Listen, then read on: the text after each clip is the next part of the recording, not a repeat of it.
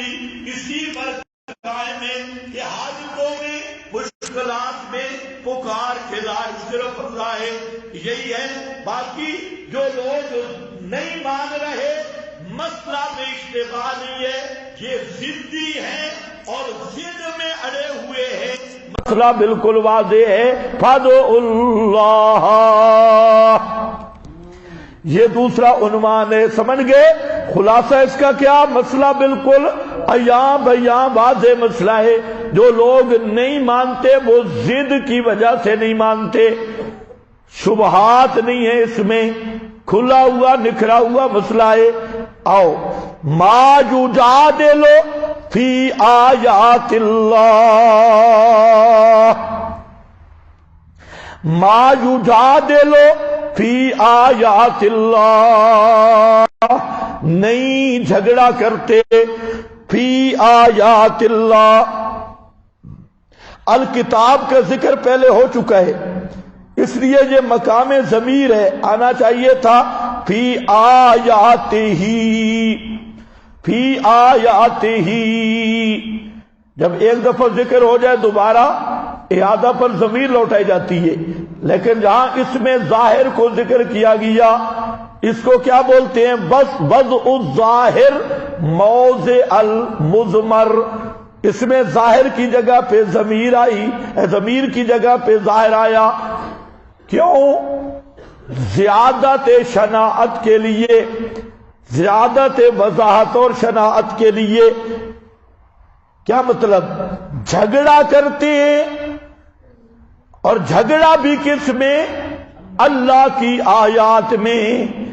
جھگڑا بھی بے ایمان کر رہے ہیں، اور جھگڑا کر بھی کس میں رہے؟ کسی مولوی کی کتاب میں نہیں، کسی راوی کی روایت میں نہیں، بلکہ کس میں جھگڑا کر رہے ہیں؟ فی آیات اللہ،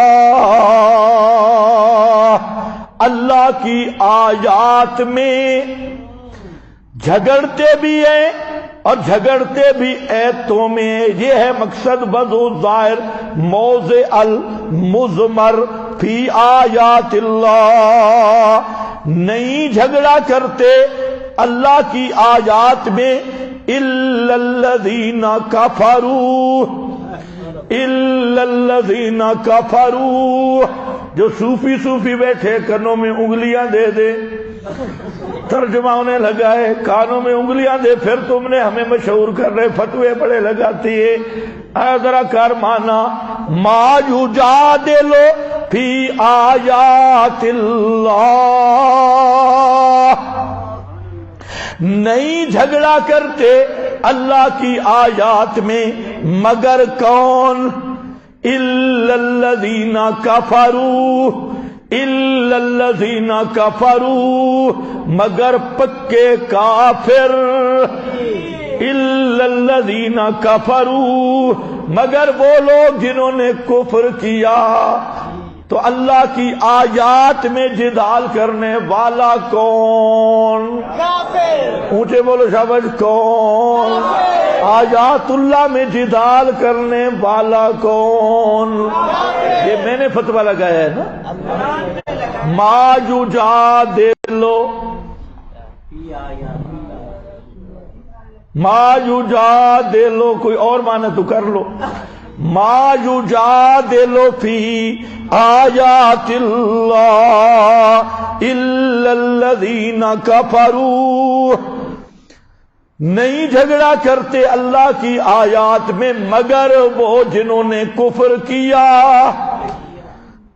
فلا یغررک، پس نہ دھوکہ دے تجھ کو تقلبہم فی البلاد، تقلبہم پھرنا، تقلبہم پلٹنا ان کا، فی البلاد شہروں میں امن امان سے، بحضوظ دنیاویہ تجارت و حکومت.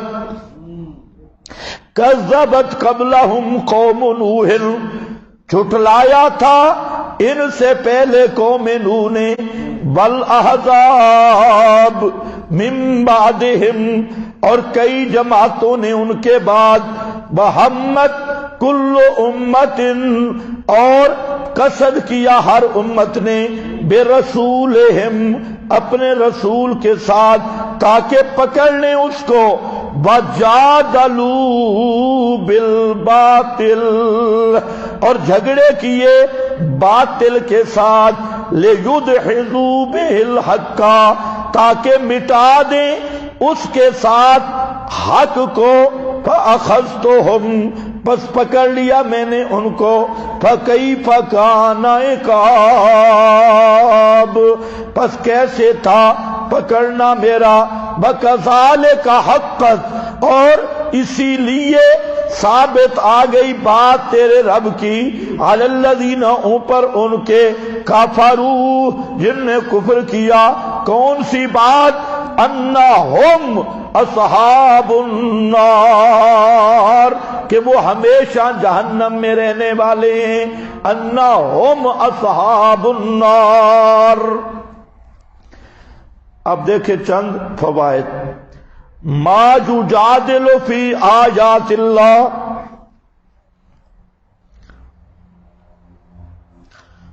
جدال کے دو قسمیں ہیں، ایک ہے جدال محمود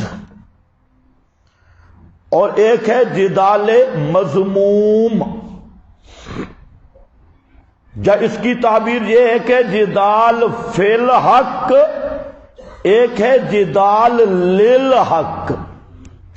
جدال فی الحق، جدال للحق۔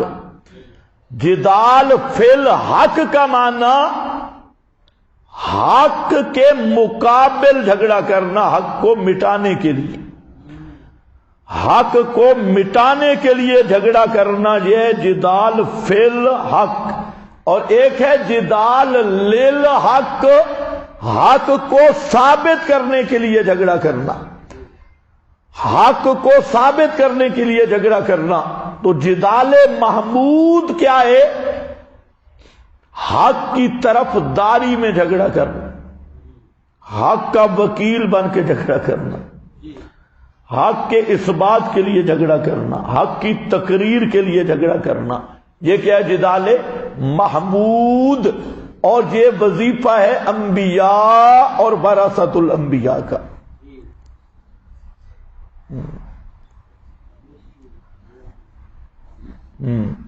اور اسی کو مناظرہ بھی کہتی ہیں۔ تو کئی صوفی کہتے ہیں کہ مناظرے کا کوئی فائدہ نہیں، اس لیے کہ کر نہیں سکتا۔ تو یہ جو ہے جدال محمود، یہ دعوت الانبیاء کا حصہ ہے۔ اور انشاءاللہ اصطلاحات مناظرہ میں آپ دیکھیں گے کہ وہاں ہم ذکر کریں گے کہ یہ دعوت الانبیاء کا سب سے بڑا حصہ ہے جدال للحق۔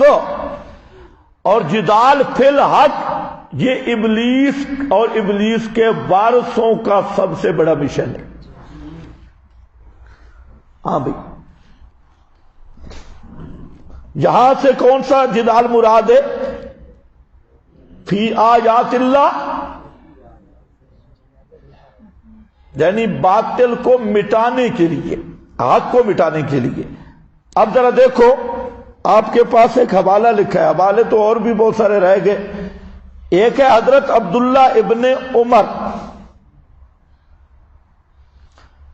حضرت عبداللہ ابن عمر عامر ہے، حضرت عبداللہ ابن عامر۔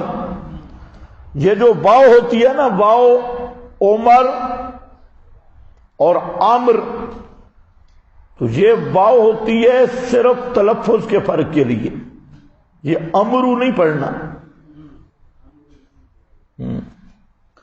جہاں واو ہو وہاں عامر ہے، جہاں واو نہ ہو وہاں عمر ہے، یہ فرق ہے۔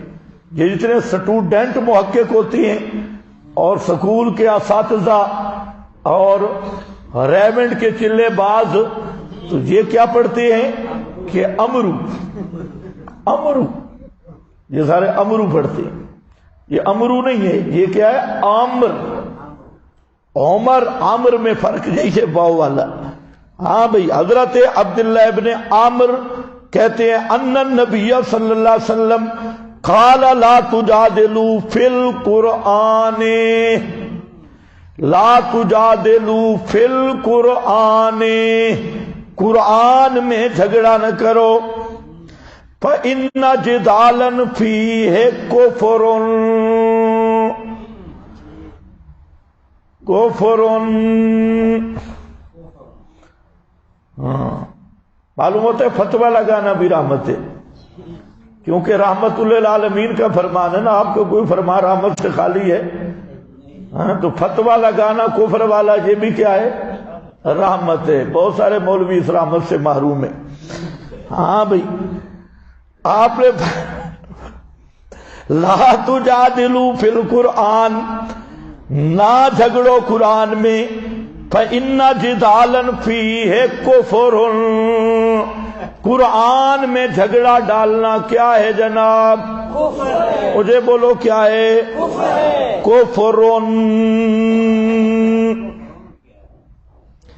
اچھا، جدال فی القرآن کیا ہے؟ آگے لکھا ہے، ہماری طرف سے کوئی فتویٰ نہیں ہوگا، آگے ہے.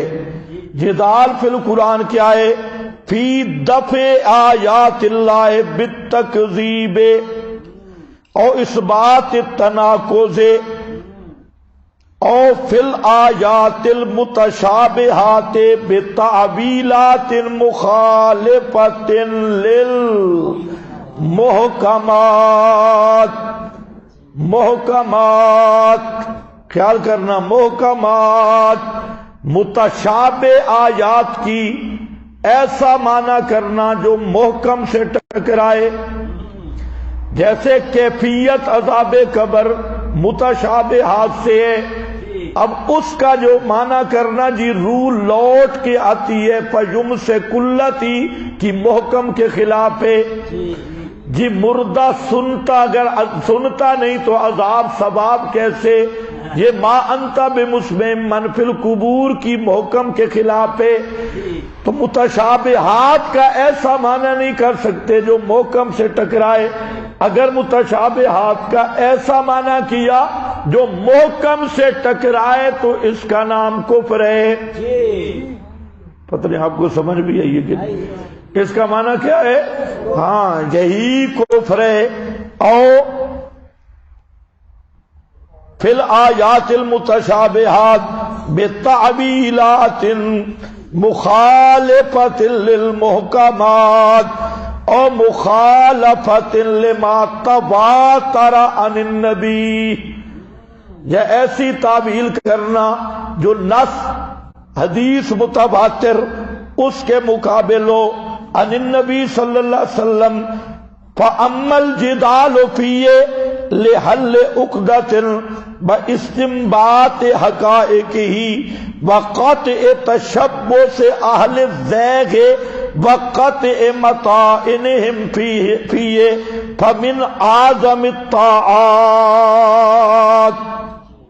من اعظم الطاعات. عبارت سمجھو، اچھی طرح سمجھو.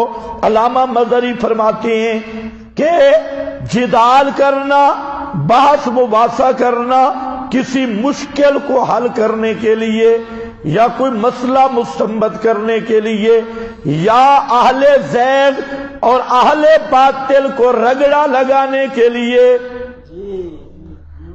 ان پہ رد کرنے کے لیے، یہ کیا ہے؟ فَمِنْ عَظَمِ الطاعات، یہ تمام طاعتوں سے بڑی طاعت ہے. سب سے بڑی عبادت کیا ہے؟ اہل باطل کو رگڑا لگانا. ہاں، صوفیوں کو بتا دینا استنجے سے بھی بڑی عبادت یہ ہے. وہ سمجھتے ہیں کہ اعظم الطاعات استنجا کرنا ہے. اعظم الطاعات وہ سب سے بڑی عبادت اور طاعت ہے، وہ اہل بدعت اور اہل باطل پر رد کرنا اور ان کی تحریفات کا جواب دینا. یہ ہے من اعظم الطاعات. یہ مظہری کا حوالہ ہے. کوئی بات سمجھ گئے کہ نہیں؟ ہاں آگے ذرا دیکھو، اور اس میں تو ابھی چھوڑ رہا ہوں، اس کی اگر میں تشریح کروں نا تو آپ نئے نئے، اس لیے میں ابھی تشریح چھوڑ رہا ہوں، شیطان ابھی غالب ہوگا، شیطان کا تسلط ٹوٹے گا تو میں پھر تفصیل عرض کروں گا کہیں اور، ورنہ یہ جو ہے نا مسئلہ جدال فی القرآن کہ ادھر قرآن پیش کرو مقابلے میں بزرگ کی کتاب پیش کرو، مسئلہ بعد میں دیکھیں گے، یہ پیش کرنے والا کافر پہلے بن جائے گا، تمہیں سمجھ کچھ بھی نہیں آئی؟ ادھر یہ قرآن پڑھتا ہے، وہ کہتا ہے اچھا کابرین نہیں سمجھا، وہ کہتا ہے جی اس کتاب میں تو جو لکھا ہے، مسئلے بعد میں دیکھیں گے، یہ کافر ابھی بنا ہوا ہے کیونکہ اس نے کلام اللہ کو سمجھا ہی نہیں، کلام اللہ کا شان ہی نہیں سمجھا۔ جہاں کلام اللہ آ جائے مقابلے میں کیل کال کرنے والا کافر بن جاتا ہے، مسئلے کی تحقیق بعد میں ہوگی، کیونکہ یہ بھی ہے جدال فی القرآن، جدال فی القرآن۔ آج کل ایسا نہیں ہوتا، ایک بات طرف قرآن ہے دوسری طرف حضرت صاحب ہے، تو مسئلہ تو بعد میں دیکھیں گے کیا ہے، لیکن کس نے جو قرآن کا مقابلہ بزرگ سے کیا ہے، اور دوسرے ہمیں کہتے ہیں یہ بزرگوں کے گستاخ ہیں۔ آپ تھوڑا سا سوچیں، ہم کہتے ہیں ہمارا کوئی بزرگ قرآن کا منکر نہیں ہے، قرآن کا جو مسئلہ ہے ہم پیش کرتے ہیں، بزرگوں کی عبارتیں بھی اس کے موافق ہیں۔ اب جب ہم یہ پیش کرتے ہیں وہ ایک ایک بزرگ کو پکڑ کے لے آتے، یہ بھی منکر ہے، یہ بزرگ بھی منکر ہے، یہ بھی منکر ہے، تو اب آپ بتائیں ہم بزرگوں کے دشمن ہیں یا وہ ہیں؟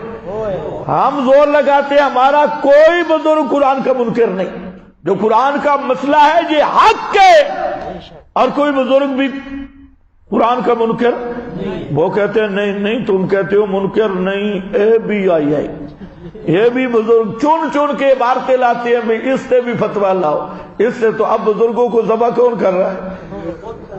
قرآن والی تلوار تو پیچھے نہیں جانا، اور جب ہم کہتے ہیں بزرگوں کو پیچھے رکھو قرآن پہ، ہو کہتے ہیں نہیں اس کو بھی جانے دے، اس کو بھی جانے، تو وہ خود ذبح کر رہے ہیں، ہم بزرگوں پہ فتویٰ لگا رہے ہیں جب وہ لگا رہے ہیں، یہ بات سمجھنے کی ضرورت ہے، فتویٰ وہ لگا رہے ہیں، ہم تو نہیں لگا رہے، ہم تو قرآن کو پیش کر کے جو قرآن فتویٰ لگا رہا ہے اس کو بیان کر رہے ہیں۔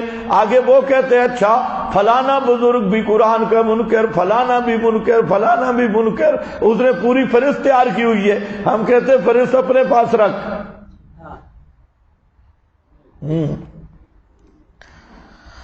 اچھا بھائی، ما یجادل فی آیات اللہ، اگلی عبارت بھی دیکھ، الجدال نوعان، جدال کی دو قسمیں، جدال فی تقریر الحق و جدال فی تقریر الباطل، حق کو ثابت کرنے کے لیے جھگڑا اور باطل کو ثابت کرنے کے لیے جھگڑا۔ اما الجدال فی تقریر الحق فہو حرفۃ الانبیاء، حق کو ثابت کرنے میں جھگڑا کرنا، مناظرہ کرنا، یہ کس کی شان ہے؟ حرفۃ بولو سارے صوفی بولو حرفۃ او پچھلے بھی بولو حرفۃ الانبیاء، یہ کس کا کام ہے، کس کا مشن ہے؟ انبیاء کا مشن ہے۔ وجادلوا بالباطل، تو یہاں یہ ثابت ہو گیا، آگے لمبی بات انہوں نے کی ہے، تو اب آؤ ما یجادل فی آیات اللہ الا الذین کفروا، یہ آیت صریح ہے کہ کسی آیت کا انکار کرے تب بھی کافر ہے، کسی آیت کے ثابت شدہ قطعی حکم کا انکار کرے تب بھی کافر ہے، کسی محکم کی تعویل کرے تب بھی کافر ہے، کسی متشابہ کو محکم سے ٹکرائے تب بھی کافر ہے۔ الا الذین کفروا فلا یغررک، فائدہ سمجھے ذرا، ہمیشہ مسئلہ نہ ماننے کی بجائے حب الدنیا. مسئلہ کیوں نہیں مانتے لوگ؟ دنیا کی محبت یہ مانے ہے مسئلہ ماننے سے. اور ہر دور کا سب سے بڑا فتنہ، اس دور کا بھی سب سے بڑا فتنہ ہے دنیا کی محبت. اور اس حد تک دنیا کی محبت آ چکی ہے کہ آج مسلمان کی فکر اور کافر کی فکر میں بھی فرق ختم ہوتا جا رہا ہے. کافر کی فکر تو ہے ہی دنیا، ملازمت، پیسے، نوکری، چاہے کتے نہلوانے ہوں، یہی چیزیں ہیں. اور مسلمان کی یہی فکر ہے. مسلمان کی فکر تو ہے آخرت کی تیاری. اسلام نے جو سکھایا وہ آخرت کی فکر ہے. دنیا کی مثال تو باتھ روم کی ہے.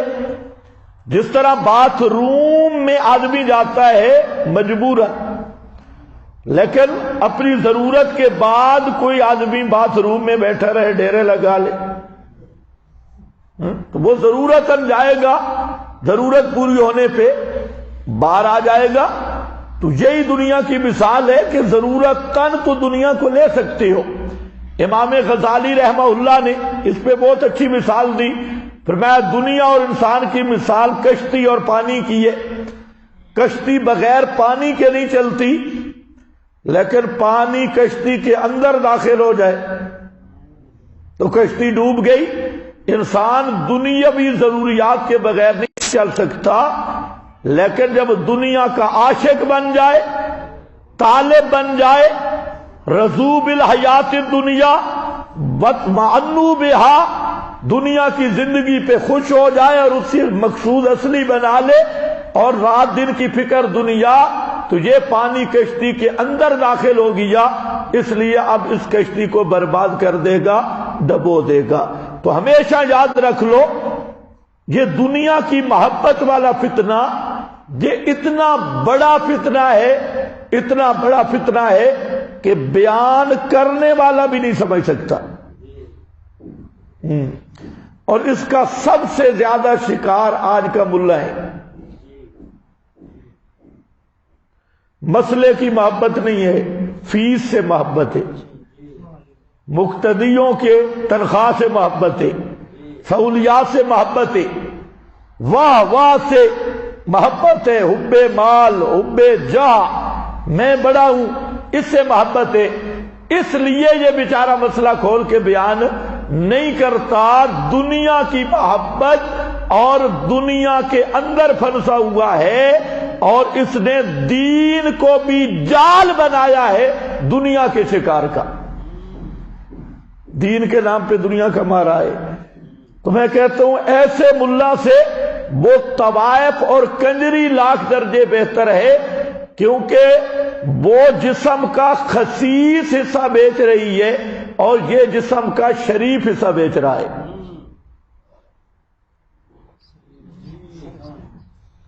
وہ جو کنجری طوائف ہے وہ جسم کا خسیس حصہ بیچ رہی، اس کی کمائی کر رہی ہے، اور یہ اس شریف حصہ کو بیچ رہا ہے. تو پھر وہ کنجری بدتر ہے یا یہ ملا بدتر ہے؟ ملا کئی کنجریاں پیچھے رہ گئی، ملا اس سے بھی آگے، جس نے دین کو دنیا کا ذریعہ بنایا ہے، تجارت بنایا ہے. تو اس لیے یاد رکھو آج بھی یہی مسئلہ ہے، ہمیشہ یہی مسئلہ رہا. مسئلہ سے سب سے مانے چیز ہے دنیا کی محبت.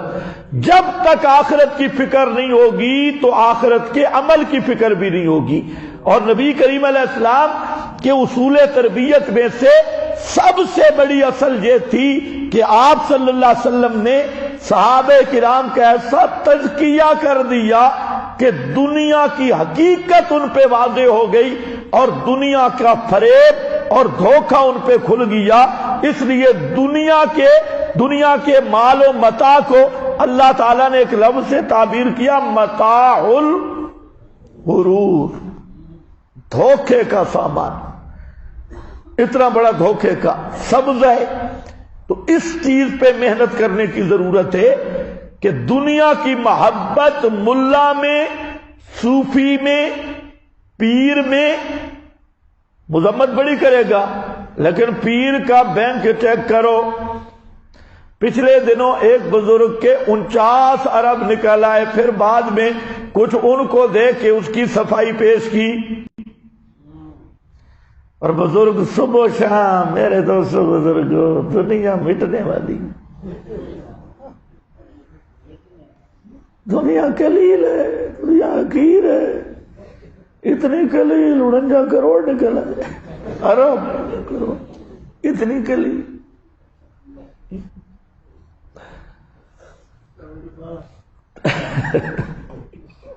اتنی قلیل ہے۔ اب یہ جو جمہوریے ہیں، ان کو خدا کی قسم پتہ ہے کہ جمہوریت کفر ہے۔ آپ کیا سمجھتے ہیں ان مولویوں کو نہیں پتہ، پگڑیوں والوں کو؟ میں قسم اٹھا کے کہتا ہوں پتہ ہے۔ حتیٰ کہ ایک ان کے مولانا ہے، مولانا عبد المجید صاحب کہروڑ پکا، کہروڑ پکا کے، وہ ان کی جماعت کے بڑے سرگرم رکن ہیں۔ ان کے دروس شائع ہوئے میں نے منگوائے ہیں، پہلے منگوائے تھے، چونکہ ان میں کوئی چیز نہیں تو میں نے دکاندار کو واپس کر دیے۔ تو میری نظر ایک مضمون پر پڑی تھی، جمہوریت پر، تو میں ایک ساتھی ہے جہاں، اس کو میں نے کہا یار ایک دفعہ دوبارہ مجھے دے، وہ مضمون میں نے اس سے نکال لیا۔ اس نے صحیح رگڑا لگایا یہ کفر کا نظام ہے فلاں، لیکن کہتا ہے کہ اس کے ساتھ اس میں شریک رہنا ضروری ہے۔ پیر ذوالافکار صاحب نقش بندی، اس کی بھی ایک کتاب ہے، یہ سورۃ الکہف کے فوائد، اس میں تو اس نے زبردست لکھا کہ یہ جمہوریت جو ہمارے ملک میں رائج ہے یہ طاغوت اور ابلیس کا نظام ہے۔ اس میں بڑے اس نے دلائل دیے، لیکن پھر طاغوتیوں کے ہاتھ بھی چومتے ہیں، پاؤں بھی چومتے ہیں۔ اور یہ عجیب ایک فلسفہ مرزا جیلمی نے نکالا تھا، وہ جو جیلم کا چبل ہے، اور پھر انہوں نے نکالا، وہ بھی کہتا ہے غیر اللہ کی پکار کفر ہے، لیکن پکارنے والا کافر نہیں۔ غیر اللہ کے لیے علم غیب ماننا کفر ہے، لیکن ماننے والا کافر نہیں۔ یہ بھی کہتے ہیں جمہوریت کفر ہے، لیکن مولانا فضل الرحمان ولی اللہ ہے۔ یہ فلسفہ میں نہیں سمجھ آ رہا۔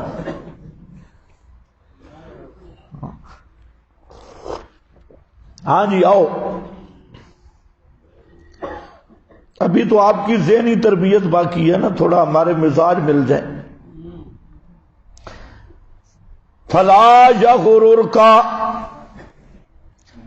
تو سب سے بڑا معنی ہے دنیا کی محبت، اور دنیا کی محبت تب تک ہے جب تک دنیا کو سمجھا نہیں۔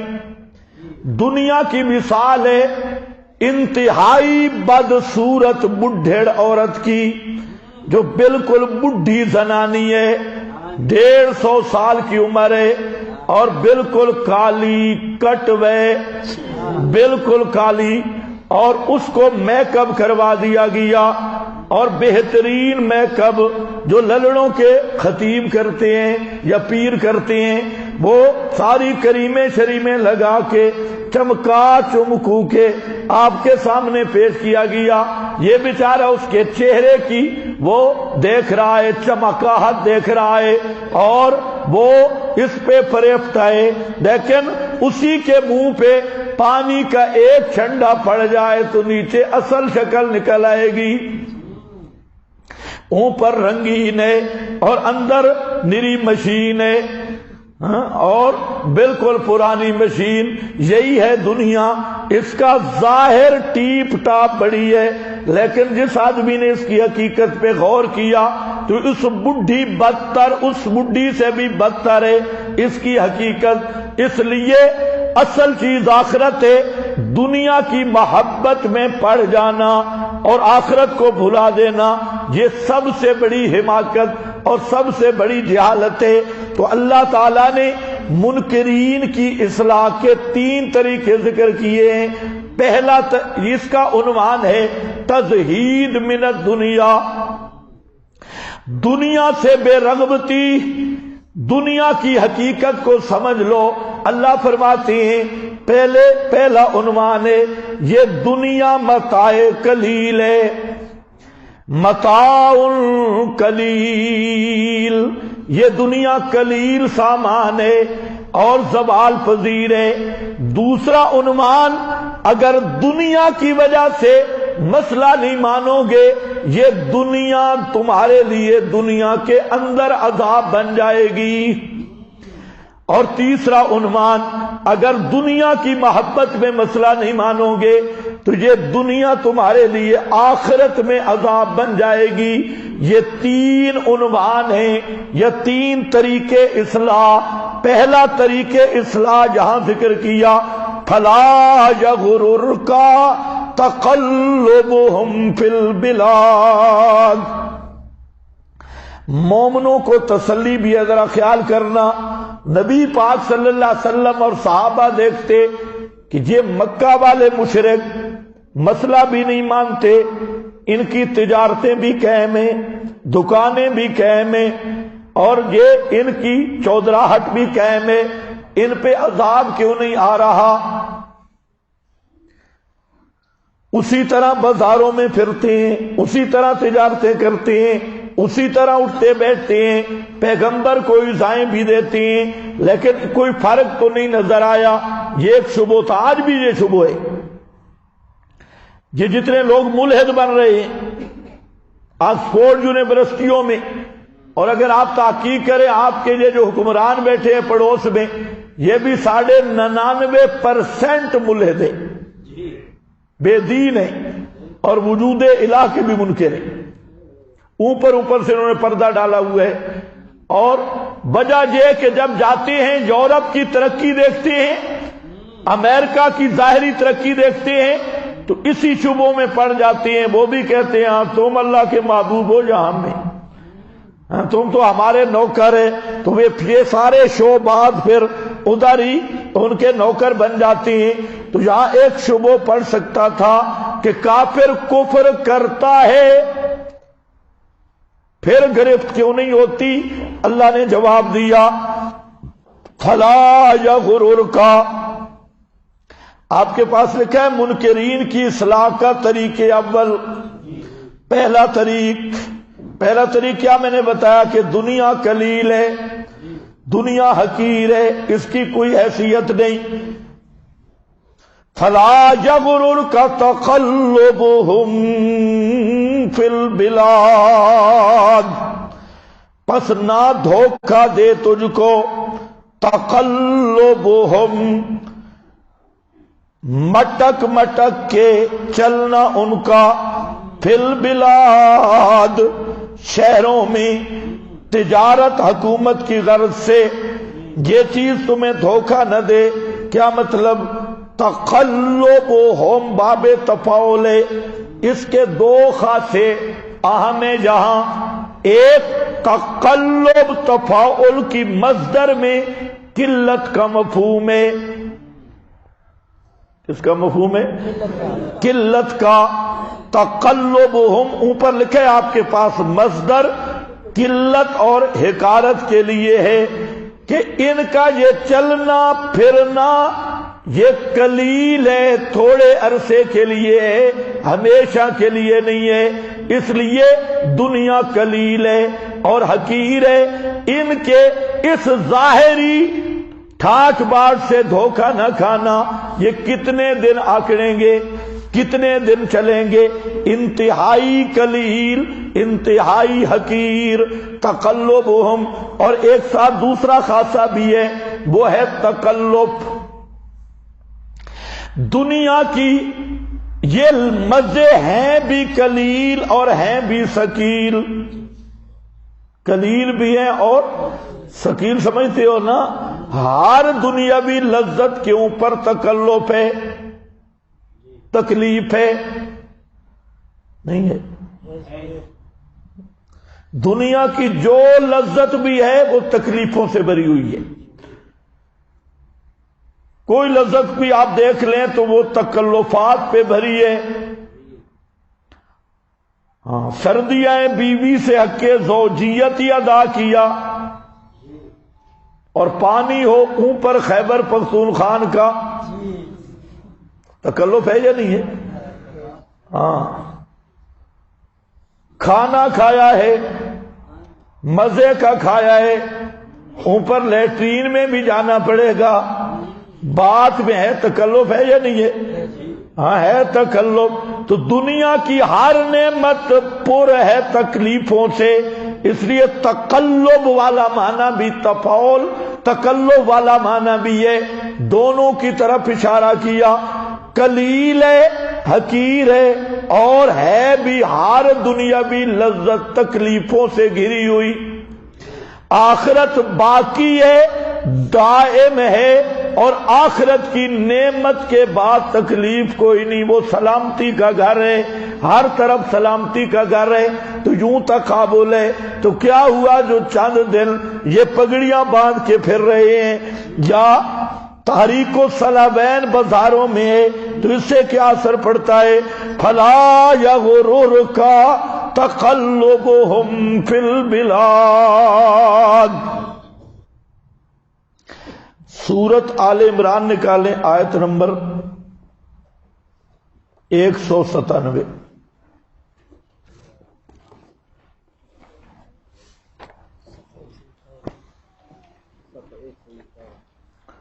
ایک 161 جی، ہاں 51،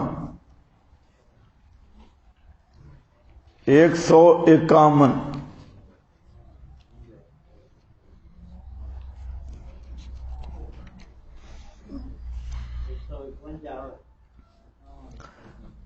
لا یغرنک،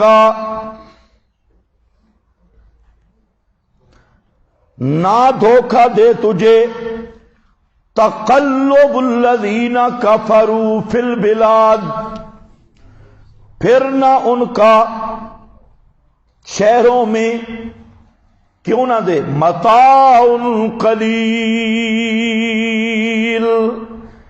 متاع قلیل.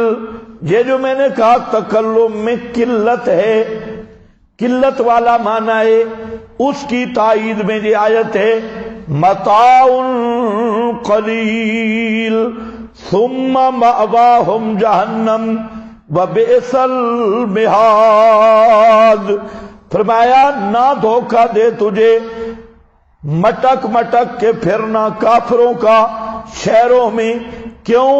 اس لیے کہ یہ کیا ہے؟ متاع قلیل، نفع اٹھانا ہے بہت تھوڑا، پھر ٹھکانا ان کا جہنم ہے. اسی طریقہ سے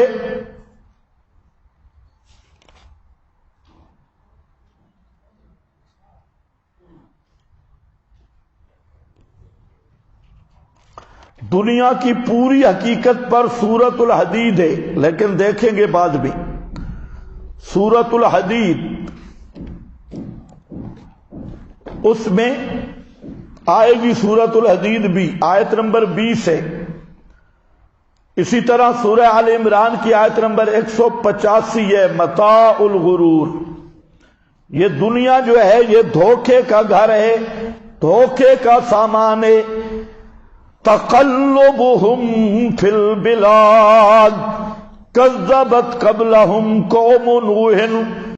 اصلاح کا طریقہ ثانی، دوسرا طریقہ کہ دنیا کی وجہ سے مسئلہ نہیں مانو گے، دنیا میں عذاب بن جائے گی.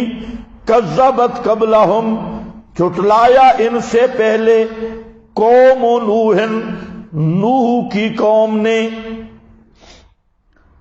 والاحزاب، اور جماعتوں نے. حزب، حزب اس گروہ کو کہتے ہیں جو عقیدہ عمل عادت میں ایک ہو، ایسا گروہ جو عقیدہ عمل اور عادت میں ایک ہو. بسا اوقات صرف اشتراک فی العادت بھی مراد لیا جاتا ہے. اشتراک فی العادت جیسے سورۃ الاحزاب میں احزاب کا لفظ ہے تو وہاں صرف اشتراک فی العادت ہے، ورنہ وہ جو گروہ آئے تھے ان کے عقیدے جدا جدا تھے. سمجھ گئے یا نہیں؟ ہاں بھائی، البتہ کفر ہونے کے اعتبار سے ایک تھے. والاحزاب من بعدہم، اور کئی گروہ ان کے بعد، بہمت کل امت برسولہم، اور قصد کیا ہر جماعت نے اپنے رسول کے ساتھ، لیأخذوہ، تاکہ پکڑ لیں اس رسول کو، وجادلوا بالباطل، وجادلوا بالباطل، اور جھگڑا کیا ان کافروں نے رسولوں کے ساتھ، بالباطل، بالباطل، باطل چیزوں کے ساتھ. باطل سے مراد شبہات، جھوٹی روایات جو انبیاء کے ذمے لگائی تھی، بزرگوں کی کتابڑیات، یہ کتابڑیات و خرافات، یہ تھی بالباطل.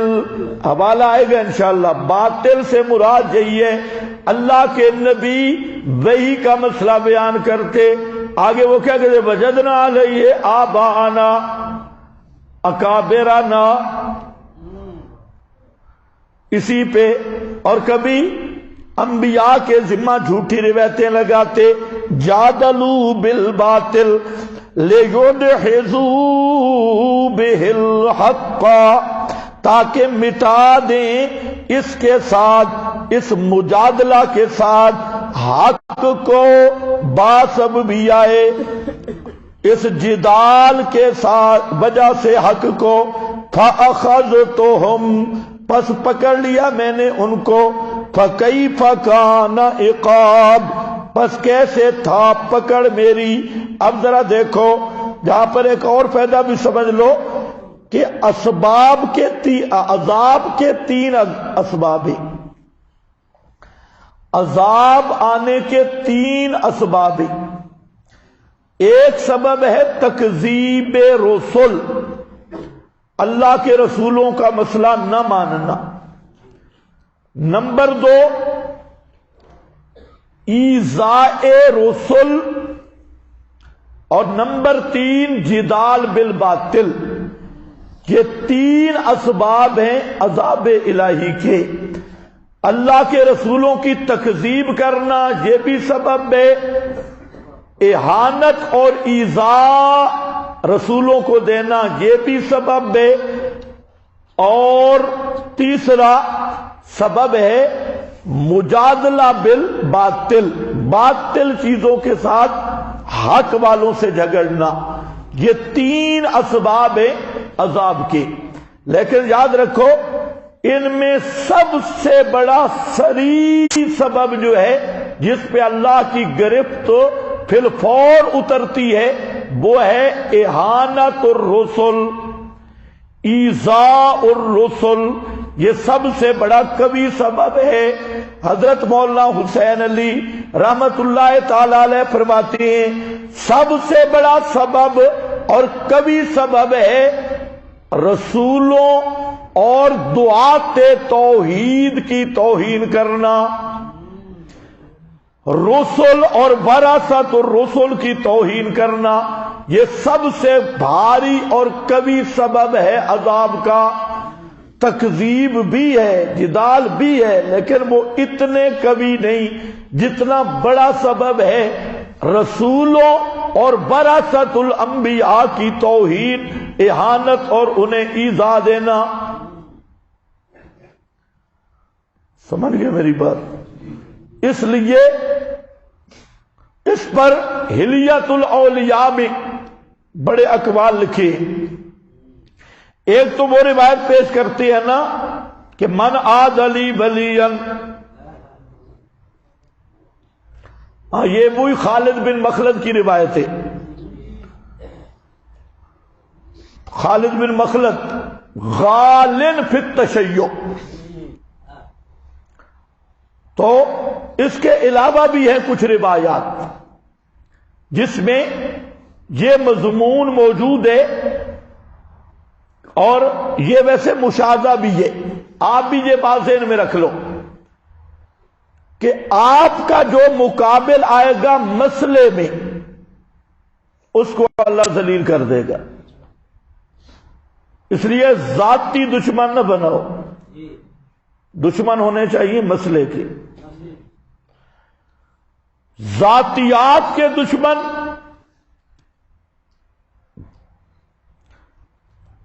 وہ کبھی کامیاب ہو جاتے ہیں، کبھی ناکام ہو جاتی. لیکن جو آدمی مسئلے کے مقابل آتا ہے اس کو اللہ اسی طرح ذلیل کرتا ہے جیسے پرانے کافروں کو ذلیل کیا. اس لیے پہلے یہ تحقیق کر لیا کرو کہ یہ میری ذاتی دشمن ہے یا مسئلے کا دشمن ہے.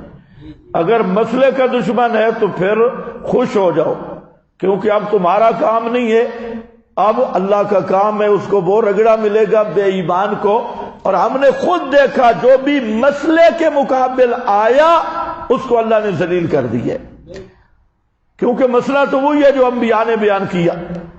تو انبیاء کی توہین یا وراثت الانبیاء کی توہین یہ بھی سبب ہے کس کا؟ عذاب کا. لیکن ہوں وراثت الانبیاء، انبیاء کا مسئلہ بیان کرنے والے. ایسے تو نہ ہوں 26 نہیں 32 جلدیں آ گئی خطبات کی اور ایک خطبہ توحید پہ نہیں ہے. بس یہی باتیں لکھی ہیں. ابا جی لیٹرین میں فارغ نہیں بیٹھتے تھے.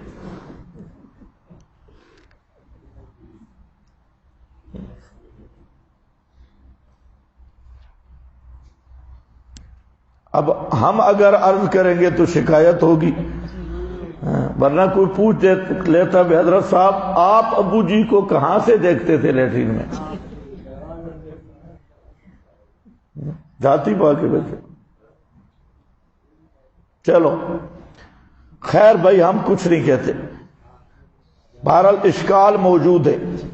فلا یغررک تقلبهم فی البلاد. اب یہاں دیکھو آپ کے پاس سبب عذاب بھی لکھے ہوں گے. کذبت قبلہم، یہ سبب اول ہے. تکذیب، جھٹلایا ان سے پہلے قوم نوح اور کئی جماعتوں نے ان کے بعد، قوم نوح کے بعد یہ تکذیب آ گئی. بہمت کل امت، یہ آ گئی ایذائے رسل، ایذائے رسل، اہانت رسل، اور قصد کیا ہر جماعت نے اپنے رسول کے ساتھ لے یاخذو ہو، تاکہ پکڑ لیں اس کو. یہ پکڑنا کیوں تھا؟ قتل کے لیے، لے یقتلو کا، یا جلا وطن کے لیے رسول کو قتل کر دیں، یا کیا کریں؟ جلا وطن کر دیں. لِيَأْخُذُوا وَجَادَلُوا بِالْبَاطِلِ. تیسرا سبب آ گیا جدال بالباطل. یہ تینوں اسباب ذکر کر کے فرمایا فَأَخَذْتُهُمْ، پس میں نے انہیں پکڑ لیا. وہ تو نہ پکڑ سکے لیکن میں نے پکڑ لیا. تو یہ تین اسباب عذاب کے ذکر کر کے فَأَخَذْتُهُمْ، اللہ فرماتے ہیں میں نے پکڑا، یعنی عذاب نازل کیا. باقی اس میں آپ کے پاس حاشیہ ہوگا.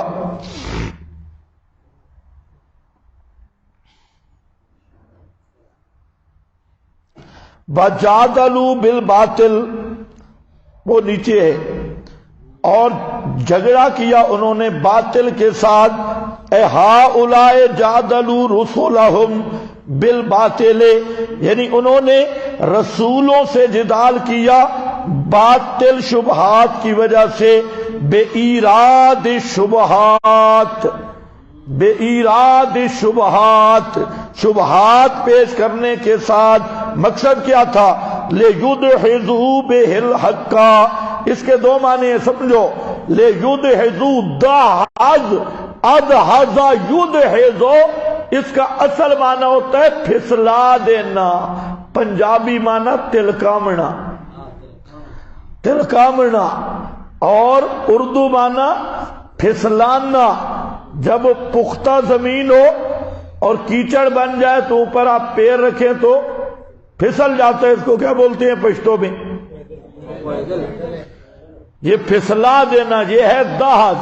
ادحض یدحض، ادحاظن کا کیا معنی ہوتا ہے؟ اس کو پھسلانا، تلکانا. تو اس کے اب دو معنی ہیں. تلکانا ویسے معنی جو ہے نا پنجابی کا اول نمبر ہے، ایک تلکامنا چاہندے لوں، تلکامنا چاہندے لوں،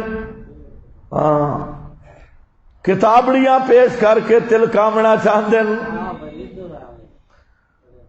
المحنت شریف پیش کر کے تلکامنا چاہندے لوں، رسالے شسالے پیش کر کے تل کہندے لوں. یہ نہیں مشرک تلکامنا لے، تلکامنا چاہندے لوں، پھسلانا چاہتی ہیں. کیا معنی؟ دو معنی ہیں دیکھیں اندر. اے یزیلو بسبب ایراد تلک شبہات الحق والصدق، کہ یہ شبہ پیش کر کر کے حق کو زائل کر دیں، باطل کو حق بنا کے پیش کریں، حق کو مٹا دیں. یہ الکبیر ہے. فاخذتہم، آگے والادحاظ ابطال الحجت، ادحاظ کا معنی ہوتا ہے دلیل کو باطل کرنا. اللہ تعالیٰ نے فرمایا حجتہم داحضۃ عند ربہم، الشورى ہے، ان کی دلیل داحضۃ باطل ہے ان کے رب کے ہاں. والمعنی انہم زبروا الباطل فی صورت الحق، زبروا الباطل، جلدی بولو ختم کریں. زبروا الباطل فی صورت الحق، باطل کو چمکایا، باطل کا میک اپ کر کے آئے، اس کو چمکایا چمکویا. کیوں؟ تاکہ لوگ اس باطل کو حق سمجھنے لگ جائیں. تھا وہ باطل نرا گند، نرا جھوٹ، نرا محمد بن مروان، نرا سدی شدی، نرا بےایمانی. لیکن انہوں نے اس کو کیا پیش کیا ہے؟ سوار شوار کے، لکمے شکمے بنا کے، ایک 4 کتابوں میں روایت آ گئی تو کہ دلیل نمبر 1، دلیل نمبر 2، دلیل 3، 4 آ گئی، کتابیں 4 آ گئی. یہ ہوتا ہے تزویر باطل. ہے باطل لیکن باطل کو میک اپ کرا رہے ہیں، خوبصورت بنا رہے ہیں، اور چونکہ چنانچہ گویا اگر مگرچہ ساتھ ملا رہے ہیں، اور سارا بان متی کنبا جوڑا وہ سارا ساتھ ملا رہے ہیں. یہ ہے کہ زبر الباطل فی صورت الحق. پوری اصول کافی لکھ ماری اور لکھی بھی وَبِهِ قال حدثنا فلاں قال حدثنا فلاں. آگے از امام جعفر صادق، یہ صادق ضرور ڈالنا ہم نے کیونکہ پیچھے کوڑ کھڑے ہیں. آگے صادق لگاؤ، جعفر صادق، یہ تو آگے نا صادق. اب صادق کے ذمہ لگانا ہے دنیا کا سب سے بڑا جھوٹ. زبرو، اب کیا جی، ہمارا مذہب تو اہل بیت والا ہے، ہم تو ائمہ معصومین کو ماننے والے ہیں.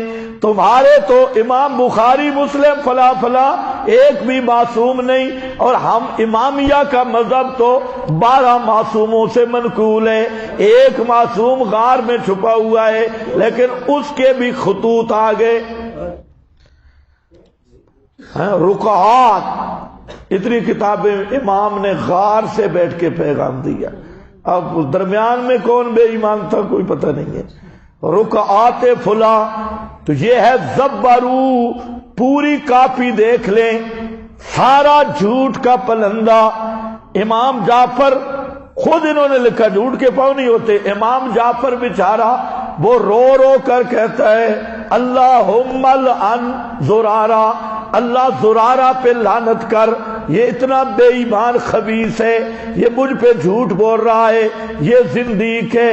اور انہوں نے کہا قال وبہ حدثنا زرارہ، ساری روایتیں زرارہ سے. اور جو امام جعفر صادق ہے وہ دعائیں کر رہا ہے اللہ زرارہ پہ لعنت کر، یہ کذاب بے دین ہے. راوی تو ہوا نا. یہ سارا مذہب آ رہا ہے اور اسماء الرجال کی سب کتابیں شیعہ میں موجود. اب یہاں سے کیا زبرو، آپ کو اندازہ نہیں کہ انہوں نے کیسے باطل کو حق کر کے دکھا دیا. ورنہ یہ تصور بھی نہیں تھا اسلام میں کہ کوئی آدمی صدیق اکبر کے خلاف بھی بات کرے گا، فاروق اعظم کے خلاف بھی بات کرے گا. انہوں نے اس کا نام حب علی رکھ دیا. حب علی کا معنی عداوت صحابہ. زبرو یہ ہے زبرو. تزویر یہ ہوتی ہے کہ نرا جھوٹ، نرا بکواس، نرا باطل، اور اس کو حق کی صورت میں پیش کیا جائے، لیبل حق کا لگایا جائے، لیبل حب آل بیت کا، لیبل اہل الحدیث کا. کتنا بہترین لیبل ہے، اہل الحدیث، اصحاب الحدیث، اور نیچے ابلیس، اوپر لیبل لگا ہوا ہے اہل الحدیث، اور نیچے بھابی قال حدثنا ابلیس. سارے اپنی بات کرتے ہیں، ہوگا غیر مقلد کی بات، اور اس پہ کہتے ہیں قال رسول اللہ. ہوتی اس بے ایمان کی بات ہے. قال اپنے استنباط میں بھی کہتا ہے قال رسول اللہ، قال رسول اللہ کہ اپنا استنباط. ہمارا اور ان کا فرق یہ ہے، ہم کہتے ہیں قال ابو حنیفہ، مطلب کیا ہے کہ امام ابو حنیفہ کا استنباط ہے، ان کا اجتہاد ہے، اور یہ اجتہاد ان کا ہے، اور کہتے کیا ہے قال رسول اللہ. آپ فرق کوئی نہیں سمجھے، اس لیے کتاب لکھے نزول الابرار فی فقہ النبی المختار، نبی کا فقہ. اور جو کچھ اندر لکھا ہے نا نبی کے فقہ کے، نام نبی کا لیا، اور جو اندر لکھا آپ سنیں گے تو کانوں کو ہاتھ لگائیں گے کہ اندر کیا ہے. اب براہ راست نسبت کس کی نبی کی طرف. اب اس سے بڑا ابلیس کون ہوگا کہ جو اپنا استنباط ہو اور کہے قال اللہ قال رسول اللہ. یہ ہے ومن اظلم ممن افترا علی اللہ، یہ وہی ظالم ہے کہ اپنے استنباط کو الگ رکھو، نصوص کو الگ رکھو. اہل حدیث موجودہ کہتی اس کو ہیں کہ اپنی کشید کو قال اللہ قال رسول کے لیبل میں پیش کرے. کہتے نہیں ہیں کہ رسول پاک نے ہمیشہ رفع دین کیا. اس پہ 50 صحابہ سے حدیثیں آئی ہیں. ہم کہتے ہیں صرف ایک والی ہمیں سنا دو. اب کیا چیز ساتھ ملا؟ یہ ہمیشہ. یہ ہمیشہ کہاں سے نکالا؟ اور جو جہاں کیا وہ تم بتاتے ہی نہیں. 9 حدیثیں تو کھڑی ہیں، آپ نے سجدوں میں بھی رفع دین کی ہے، وہ کیوں نہیں بیان کرتے؟ شیعہ اس پہ عمل کر رہے ہیں، تم نہیں کر رہے. تم صرف رکوع تک کو یہ بتانے کے لیے کہ ہم چھوٹے شیعہ ہیں. وہ رکوع بھی ہے، سجدے بھی ہے. لیکن سوال تو یہ ہے نا جی ہمیشہ تمہارا کون ثابت کرے گا؟ رفع دین پہ تو ہم کہتے ہیں جھگڑے ہی نہیں، بات تو ہے ہمیشہ پہ. تو ہمیشہ کس حدیث کا ترجمہ ہے بھائی؟ یہ پنچر لگا دیا، تھوڑا سا پکچر یہ لگ گیا، اوپر کالا رسول اللہ بھی کہہ دیا۔ ایک اہل حدیث کہتا ہے دیکھو میں مسلم سے پیش کرتا ہوں فاتحہ کے بغیر نماز نہیں ہوتی۔ میں کیا پیش کہتے ہیں حدیث پیش کروں گا، رسول پاک کا فرمان۔ اگر کر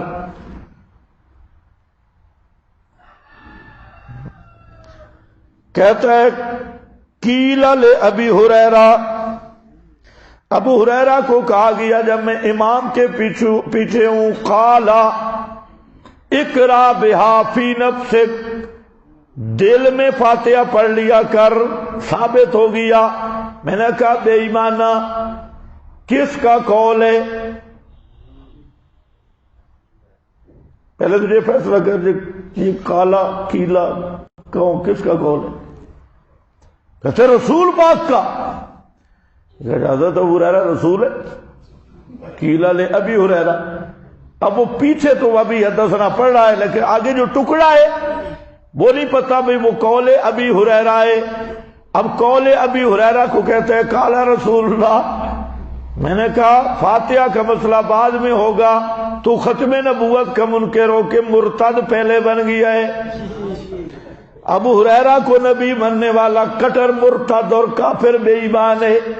ابو ہریرہ صحابی ہے، پتہ نہیں تمہیں سمجھ بھی آئی کہ ہاں۔ اب فاتحہ نہیں پورا قرآن بھی پڑھ مقتدی امام کے پیچھے تب بھی بے ایمان کی نماز نہیں۔ اس لیے پہلے عقیدے پہ آ کہ محمد مصطفیٰ کے بعد کسی کو نبوت نہیں مل سکتی، یہ فاتحہ ثابت ہو رہی ہے۔ ہاں بھئی یہ ہے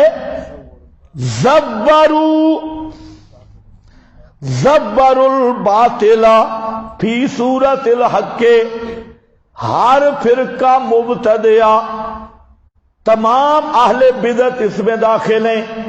آج حق کے مقابلہ میں باطل کو خوبصورت چادریں چڑھائی ہوئی ہیں، اور کسی نے اکابر کی چادر چڑھائی ہوئی ہے، کسی نے روایات کی چادر چڑھائی ہوئی ہے، کسی نے حکایات کی چادر چڑھائی ہوئی ہے، کسی نے جناب دعوت اور تبلیغ کی چادر چڑھائی ہوئی ہے یا نہیں؟ کسی کی کوئی چادر، کسی کوئی جناب حزب اللہ بنا ہوا ہے حالانکہ وہ حزب الشیطان ہے، کوئی ڈاکٹر عثمانی کا چیلا ابلیس ہے، وہ بھی حق کی صورت میں باطل کو پیش کر رہا ہے۔ کوئی منکرین حدیث ہیں، منکرین حدیث تمنا امادی جیسے دجال، پرویز اور عبداللہ چکڑالوی اور غامدی جیسے محققین شیاطین، یہ اور حبیب الرحمان کاندلوی جیسے الو، یہ انہوں نے کیا تحقیق نام رکھا ہے، انکار حدیث کا نام تحقیق ہے، اور وہ جہلم والا باندر ہیں، اس نے تنقید صحابہ، تنقیس صحابہ، اس کا نام رکھا ہوا ہے جی تحقیق۔ نہ میں بابی، یعنی میرا باپ کوئی نہیں ہے، نہ میں بابی، نہ میں کیا کہتے ہو، نہ میں بابی کہ میں بن باپ کے پیدا ہوا، میں ہوں مسلم علمی کتاب ہے، گدا علمی کتاب۔ ہاں بھئی دیکھو زبر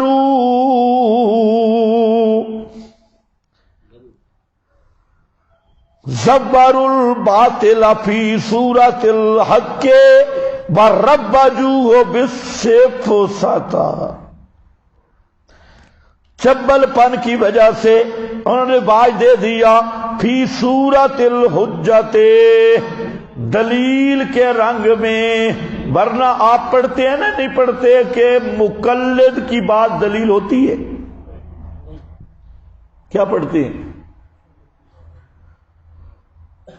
مقلد کے لیے قول مجتہد تو دلیل ہے، لیکن مقلد کا اپنا قول دلیل ہوتا ہے؟ بولو بھائی، اصول شرع کے کتنے پڑھے ہیں؟ 4 ہی پڑھے ہیں نا، کتاب اللہ، سنت، اجماع، اور وہ قول مجتہد ہے نا، تم تو قیاس کے حال نہیں ہو، وہ قول مجتہد ہے۔ اور مسلم مسئلہ ہے کہ مقلد کے لیے قول مجتہد اجتہادی امور میں دلیل ہے، لیکن مقلد کا قول فروعات میں بھی دلیل نہیں ہے۔ اچھا، یہ جو تیسری صدی کے بعد کے اکابرین ہیں، سبکی ہے، سیوطی ہے، سمہودی ہے، اور نووی ہے، ابن حجر ہے، یہ جو بعد کے جتنے اکابرین ہیں، یہ مقلد ہیں یا مجتہد ہیں؟ کون ہے؟ بولو شابش، کون ہے؟ مقلد ہے، مجتہد ہے؟ اچھا، وہ مقلد ہے، اور مقلد کا قول فروعات میں بھی حجت اور دلیل نہیں ہے۔ کمال نہیں کہ جن کا قول فروعات میں حجت نہیں، ان کا قول عقیدے میں پیش کیا جا رہا ہے، اور پھر ڈانس بھی ساتھ ہے کہ فلانے بابے نے بھی لکھا، فلانے نے لکھا، لکھا لکھا لکھا لکھا لکھا لکھا لکھا 100 بابے کا نام لے، 1,00,000 بابا بھی پیش کرے نا تو شرعی دلیل نہیں بنتا۔ یہی بات مولانا سرفراز نے کی ہے۔ مولانا سرفراز خان صفدر نے ایک بات لکھی تنقید متین میں، اس میں لکھا کہ نبی پاک صلی اللہ علیہ وسلم کا سایہ نہ ماننا، یہ کہنا کہ آپ کا سایہ نہیں تھا، یہ شیعوں کا مذہب ہے۔ اس پر بریلوی عالم ہے غلام رسول سعیدی، اس نے ایک کتاب لکھی تنقید متین پر، اور اس نے فہرست دے دی مولانا سرفراز کو کہ آپ کہتے ہیں رسول پاک کا سایہ نہ ماننا شیعوں کا مذہب ہے، تو میں تجھے چند آدمیوں کی نشاندہی کروں کون کون نہیں مانتے۔ شیعہ نمبر 1 مولانا رشید احمد گنگوئی۔ آگے اس نے حوالہ دیا کہ مولانا نے لکھا ہے کہ متواتر احادیث سے ثابت ہے آپ کا سایہ نہیں تھا۔ اس نے کہا چلو اے بھی گئی، مولانا تھانوی، مولانا فلاں، مولانا فلاں، اس نے ایک فہرست دے دی۔ اب مولانا سرفراز صاحب نے جواب دیا تمام البرہان میں، لیکن جواب نہیں بنا کیونکہ اپنے اصول کچے۔ اب مولانا آئے غصے میں، کہتا ہے میں نے صحیح حدیث پیش کی ہے کہ آپ کا سایہ تھا، آپ 10,000 بزرگوں کا قول پیش کریں، 10 ارب بزرگوں کا قول پیش کریں، 10 ارب، بلکہ پتہ نہیں آگے لفظ خرب کا بھی مجھے یاد آ رہا ہے، بہرحال 10 ارب بزرگوں کا قول پیش کریں۔ 10 ارب بزرگوں کا قول ایک صحیح حدیث کے مقابلے میں حجت نہیں ہے۔ کون لکھ رہے ہیں؟ مولانا سرفراز خان صاحب، وہ لکھ رہے ہیں حجت نہیں ہے۔ تو اور خود حجت کیا بناتے ہیں؟ ابن حجر نے لکھا، نووی نے لکھا، سبکی نے لکھا، سیوطی نے لکھا، یہ 4-5 بزرگ لے کے جو پورا عقیدہ بنا دیا، اور لکھا انہوں نے بھی کوئی نہیں ہوتا، ان کا بھی آدھا لکھا پیش کرتا ہے اور آدھا لکھا چھوڑ جاتا ہے۔ تو اس لیے بھائی یہاں ذرا عبارت دیکھنی ہے، یہ میری نہیں ہے، کہ جو چیز حجت نہیں اس کو حجت بنانا، یہ بھی جادلوا بالباطل کا فرد ہے۔ تو مقلدین قابل احترام ہیں، لیکن ان کا قول حجت نہیں ہے۔ اکابرین دیوبند مجتہد ہیں یا مقلد؟ سارے حنفی مقلد ہیں۔ تو پھر حنفی مقلد کا قول جب دلیل ہی کوئی نہیں، فروعی استنجے کے مسئلے میں بھی دلیل نہیں، تو ایمان کے مسئلے میں کیسے دلیل ہوگا؟ یہ سوچنے والی بات ہے۔ ابطال الحجت قالتها صورت الحجت لیبطلوا، تاکہ باطل کر دے حق کی دلیلیں۔ وکفا بذالک تشنیعا لکفرہم، لکفرہم، یہ ان کی تشنیع کے لیے کافی ہے۔ کیوں بابا جی؟ کیا ہے یہ؟ اکیلے کفرہم، توجہ ہے، لے ان کے کفر کی وجہ سے، یہی کفر ہے جس نے اوپر بھی کفر گنوایا نیچے بھی تو یہ فتویٰ میں لگا رہا ہوں یا سنا رہا ہوں؟ ہاں لگا نہیں رہا، یہ کیا کر رہا ہوں؟ سنا رہا ہوں۔ وَكَذَلِكَ حَقَّتْ كَلِمَتُ رَبِّكَ، یہ جو کذالک ہے، بس 5-10 منٹ صبر کر لو، ختم کرتے ہیں۔ کذالک، یہ کاف کون سا ہے؟ اس آیت کو ذرا سمجھنا بھی ہے۔ عام مفسرین فرماتے ہیں یہ کاف تشبیہ کا ہے، اور معنی دو ہیں۔ کاف تشبیہ کے معنی دو ہوں گے۔ کذالک، اندر دیکھو، کذالک اسی طرح، حقت کلمۃ ربک علی الذین کفروا، اسی طرح ثابت آ گئی بات تیرے رب کی۔ کس طرح؟ کس طرح؟ اور اوپر جیسے ان کو تباہ کیا قوم نوح والاحزاب، جیسے انہوں نے تکذیب کی، اسی طرح انہوں نے بھی تکذیب کی، ان پہ ثابت آ چکی ہے بات۔ ایک معنی یہ ہے انہوں نے بھی دنیا میں تکذیب کی تھی، انہوں نے، ان سے مراد مکے والے، دنیا میں تکذیب کر چکے ہیں اسی طرح۔ ایک دوسرا یہ ہے کہ جیسے ان کافروں نے دنیا میں تکذیب کی اور دنیا میں ان پہ عذاب آیا، آخرت میں بھی اسی طرح ان پہ عذاب ہوگا۔ یہ دونوں توجیہ صحیح ہے، لیکن یہ کس کی ہیں؟ کاف تشبیہ کی۔ کذالک حقت کلمۃ ربک علی الذین کفروا، اور حضرت مولانا حسین علی صاحب رحمت اللہ علیہ وہ فرماتے ہیں کہ یہ کاف تعلیلی ہے، تشبیہ کا نہیں ہے۔ اور ذالکہ کا مشار الیہ جادلو سے جو جدال مفہوم ہے، جیسے اعدلو ہوبا اقرب للتقوی، ہوبا کا مرجع اعدلو کا عدل ہے، تو جادلو میں الجدال ماخوذ ہے، وہ ذالکہ کا مشار الیہ ہے، اور معنی یہ ہے لذالک الجدال، لذالک الجدال، اس جھگڑا کرنے کی وجہ سے ان پہ مہر جباریت لگ گئی، جھگڑا کرنے کی وجہ سے ان پہ مہر جباریت لگ گئی۔ اسی پر حضرت فرماتی ہیں ضلالت کے 4 درجے ہیں۔ پہلا درجہ شک ہے، وضاحت پھر کروں گا، ابھی عنوان ذہن میں رکھو۔ پہلا درجہ شک ہے، شک اسے دور کرنا چاہیے تھا لیکن اس نے نہیں کیا، شک دور نہیں ہوا تو یہ ضلال کے درجے میں پہنچ گیا، گمراہ ہو گیا۔ ابھی بھی واپسی اس کے اختیار میں ہے۔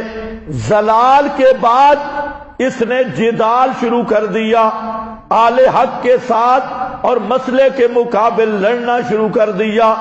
اب جب جدال میں آگے بڑھا تو اب آیا ہے الختم علی القلب، اب مہر جباریت لگے گا 4تھے نمبر پر۔ تو پہلے شک، یہ پہلا درجہ ہے، شک کے بعد ضلال اور گمراہی ہے، ضلال اور گمراہی کے بعد جدال بالباطل ہے۔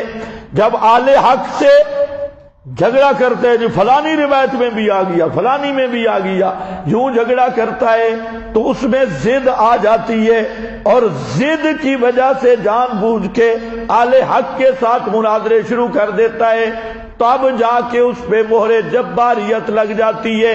تو اب حضرت فرماتے ہیں کذالک لذالک، اس جدال کی وجہ سے ثابت ہو گئی بات تیرے رب کی، یعنی مہر جباریت لگ گئی، اور وہ بات کا خود بیان آ رہا ہے، انہم اصحاب النار، النار، یہ بات کہ وہ جہنم والے ہیں، اصحاب النار۔ اصحاب النار کا معنی جہنم والے، لیکن اصحاب کے لفظ سے سمجھ آئی ہمیشہ جہنم کے ساتھ ساتھ رہیں گے، جہنم بھی ہمیشہ، یہ بھی ساتھ ساتھ ہمیشہ، اصحاب النار۔ حاصل کیا نکلا؟ دوسرا عنوان تمہید کا دوسرا عنوان، مسئلہ بالکل واضح ہے، فدع اللہ، عیاں بیاں مسئلہ ہے، عقل فطرت کا مسئلہ ہے، رسولوں کا بیان کردہ مسئلہ ہے۔ جو نہیں مانتے وہ ضد میں پڑے ہوئے ہیں، ضد کی وجہ سے نہیں مانتے، ورنہ مسئلے میں کوئی شفا نہیں ہے، کوئی خفا نہیں ہے۔ اس لیے یہاں پر فرما دیا کہ حاصل پورے جملے کا یہی ہے، دو عنوان آگے تمہید کے اور دو باقی ہیں۔ وآخر دعوانا الحمدللہ۔